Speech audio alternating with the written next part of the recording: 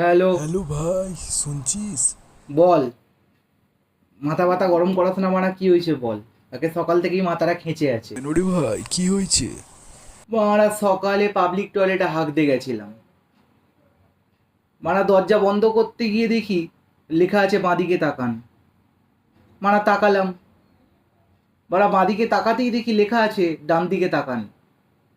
মারা তাও তাকালাম, ডান দিকে আবার তাকিয়ে দেখি মারা লেখা আছে ওপরে তাকান। মারা ওপরের দিকে তাকালাম, মারা ওপরের দিকে তাকিয়ে দেখি ও মারা লেখা আছে এদিক ওদিক না তাকিয়ে চুপচাপ হেগে বাড়ি যা। আ?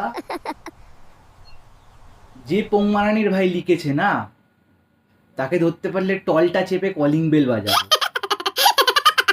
রাখ ফোনটা এবার।